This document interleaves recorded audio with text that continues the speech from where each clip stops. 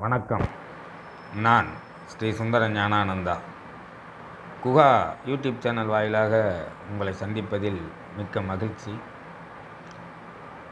சமீபத்தில் ஒரு ஐயா ஜாதகம் கொண்டு வந்திருந்தார். கொண்டு வந்து ஜாதகத்தை கொடுத்துட்டு, இந்த மாதிரி என் பையனுக்கு கல்யாணம் ஆகி கிட்டத்தட்ட 10 வருஷம் ஆச்சு. இந்த 10 ஆண்டு காலகட்டத்தில் பையன் வேணும்னு நினச்சே 2 பெண் குழந்தைங்க பிறந்துடுச்சு. அடுத்து பையனுக்கு எதுவும் வாய்ப்பு இருக்கா அப்படின்னு சொல்லி கேட்டார். அப்புறம் ஜாதகத்தை வாங்கி பார்க்கும்போது ஜாதகத்தில் பார்த்தீங்கன்னா, அந்த 2வது பிறந்த பெண்ணுடைய லக்னம் மேச லக்னம். மேச லக்னத்துக்கு 3ஆம் இடத்துல செவ்வாய் இருந்துச்சு.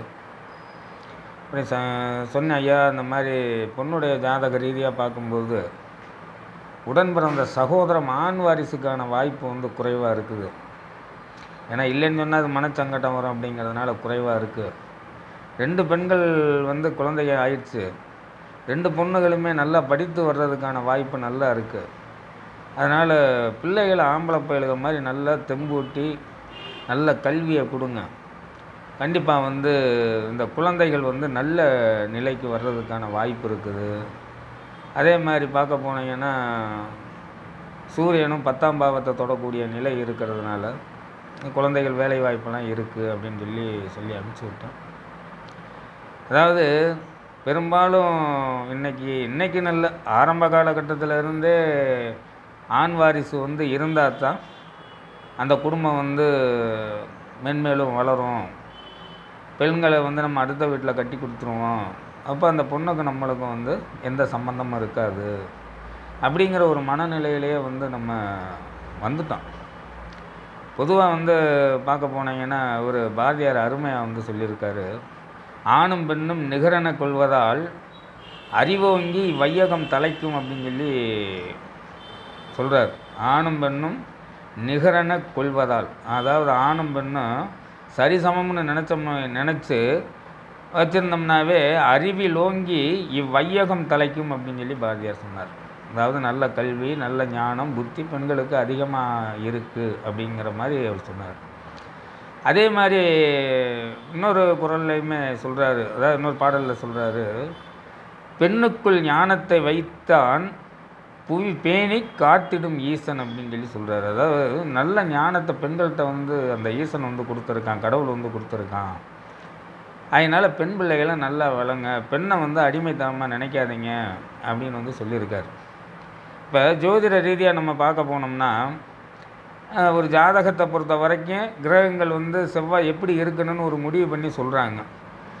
என்ன சொல்கிறாங்க அப்படின்னு பார்க்க போனீங்கன்னா, சொல்லும் குகன் 3ஆம் இடத்தில் இருக்க பார்க்க துணைவர் அற்பம் அப்படிங்கிறான். அதாவது ஒரு ஜாதகத்தில் 3ஆம் இடத்துல செவ்வாய் இருந்தாலோ அல்லது 3ஆம் இடத்துல செவ்வாய் பார்த்தாலோ அந்த ஜாதகருக்கு உடன் பிறந்த ஆண் துணை அற்பம் அப்படின்னு சொல்கிறாங்க. அதாவது இருக்கிறதுக்கான வாய்ப்பு குறைவு அப்படிங்கிற மாதிரி சொல்லியிருக்காங்க. வெள்ளும் 11இல் குசனும் மேவ மூத்தோர் மிக அதிகம் உண்டாம் அப்படிங்கிறாங்க. அதாவது 11ஆம் இடத்துல செவ்வாய் இருந்தால் மூத்தவங்க நிறையா இருக்கிறதுக்கான வாய்ப்பு இருக்குது. ஆனால் 3ஆம் இடத்தில் செவ்வாய் இருந்தால் அந்த ஜாதகருக்கு உடன் பிறந்த சகோதரம் ஆண் வாரிசு இருப்பதற்கான வாய்ப்பு குறைவாக இருக்குது அப்படிங்கிறத தெளிவாக ஒரு பாடலில் சொல்லியிருக்காரு. அதே மாதிரி பார்க்க போனீங்கன்னா, வல்ல 2ஆம் இடத்தில் சேய் மறுவுடனே வரும் துணைவன் நல்ல மும்மூன்றாய் பார்த்து நாரி அணை துணையாமே அப்படின்னு ஒரு பாடலில் அதே பாடலில் வருது. அதாவது ஒரு ஜாதகத்தை பொறுத்த வரைக்கும் 3ஆம் இடத்துக்கு இளைய சகோதரர், அதுக்கு 3ஆம் இடம் பார்க்கணும்னு சொன்னாலும் பெரும்பாலும் இயல்பாக நம்ம அங்கே பார்த்த வரைக்குமே செவ்வாய் 11ஆம் இடத்துலையோ 3ஆம் இடத்துலையோ அல்லது 3ஆம் இடத்தை 11ஆம் இடத்தை செவ்வாய் பார்க்கக்கூடிய நிலை இருக்கக்கூடியவர்களுக்கு ஆண் வாரிசுகள் மிக குறைவாக இருக்குது. அதை நம்ம பார்க்க வேண்டியது இருக்குது. ஆண் வாரிசு மட்டுமே ஒரு மனிதனை தலைத்தோங்க சென்றுவிடும், தலைத்தோங்கி அந்த குடும்பத்தை நிலை நிறுத்திடும் அப்படின்லாம் இனிமேல் எதிர்பார்க்க முடியாது.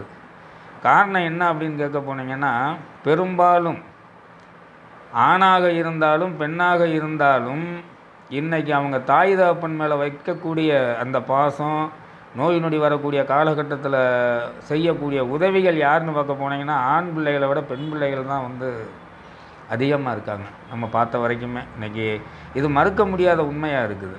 அதனால் ஆண் குழந்தை இருந்தால் தான் நம்ம வந்து குடும்பம் பெரிய லெவலில் போயிடும், அதுக்கப்புறம் நம்மளுக்கு வாரிசு இல்லாட்டினா அழிஞ்சு போயிருங்கிறதெல்லாம் எதுவுமே இல்லை. அதெல்லாம் காலம் வந்து எல்லாத்தையுமே மாற்றிக்கிட்டு இருக்குது. இன்றைக்கி ஆணுக்கு நிகராக பெண்களுக்கு கல்வியை கொடுத்துருக்குது, வேலை வாய்ப்பை கொடுத்துருக்குது. அதே மாதிரி பெற்ற தாய் தகப்பனை பேணி பாதுகாப்பதில் வந்து யார் அதிகம் பார்க்குறாங்கன்னு பார்க்க போனீங்கன்னா ஆண்களை விட பெண்கள் தான் வந்து அதிகமாக வந்து பேணி பாதுகாக்கிறாங்க. நாம் வாழ்கிற வாழ்க்கை மற்றவர்களுக்காக வாழக்கூடாது. நாம் வாழ்கிற வாழ்க்கை மற்றவர்களுக்காக வாழாமல் நம்ம பெற்றெடுத்த பிள்ளைகளை நல்லபடியாக படிக்க வச்சு நல்ல வேலை வாய்ப்பை உருவாக்கி கொடுத்து நல்ல திருமண வாழ்க்கை அமைந்துட்டாவே அதுவே மிகப்பெரிய ஒரு புண்ணியமாகவும் இருக்கும். உங்களுடைய பிற்காலத்துக்கு அது வந்து ஒரு பாதுகாப்பாகவும் இருக்கும். நன்றி, வணக்கம்.